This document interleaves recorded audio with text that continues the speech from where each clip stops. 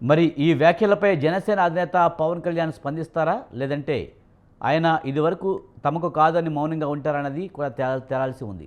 మంత్రులు ఎవరూ సంతృప్తికరంగా చేయడం లేదు.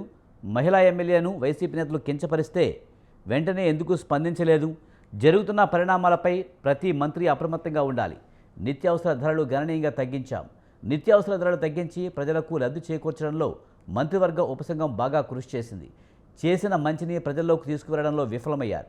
ఏపీలో ఏ నిత్యావసర వస్తువు ధర ఎంత మేర తగ్గిందో కూడా తెలుసుకోండి. ఇండోసోల్కి భూములు వద్దని రైతులను రెచ్చగొట్టిందే జగన్ అని చెప్పారు చంద్రబాబు.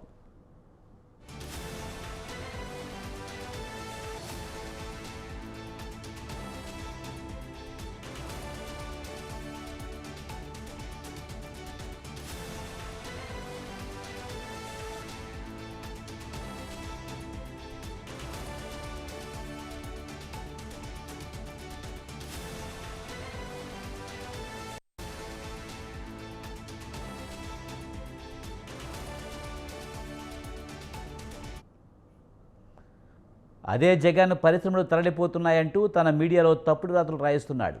ప్రభుత్వ బ్రాండ్ దెబ్బతీసేలా వివిధ సంస్థలకు ఈమెయిల్ పెట్టడంపై సీరియస్ అయిన చంద్రబాబు పెట్టుబడులు అడ్డుకునేలా వైసీపీ చేస్తున్న కుట్రలపై విచారణ చేయిస్తారా? రాష్ట్రానికి పెట్టుబడులు రాకుండా వైసీపీ కుట్రలు పన్నుతుందన్న అంశాన్ని కేబినెట్ భేటీలో ప్రస్తావించిన మంత్రి పయ్యవల ఏపీ ఎండీసీ జారీ చేసిన బాండ్లలో పెట్టుబడులు పెట్టొద్దంటూ ఏకంగా 200 దేశ విదేశీ కంపెనీలకు తప్పుడు ఈమెయిల్ పెట్టించారని సీఎం దృష్టికి తీసుకువెళ్లారు.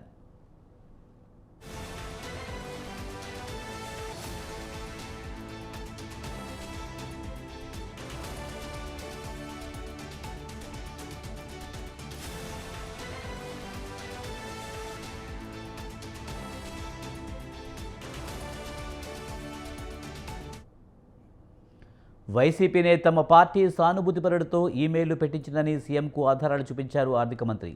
తప్పులు చేసి ఆ తప్పులను ప్రత్యర్థుల మీదకి నెట్టేయడం అనే కుట్రలను మొదటి నుంచి వైసీపీ అమలు చేస్తూనే ఉందని సీఎం చంద్రబాబు అన్నారు. నిధులు రాకుండా తెర వెనుక అడ్డుకోవడం, పథకాలు అమలు చేయడం లేదని ప్రజల్లో దుష్ప్రచారం చేయడం ఆ పార్టీకి అలవాటుగా మారింది.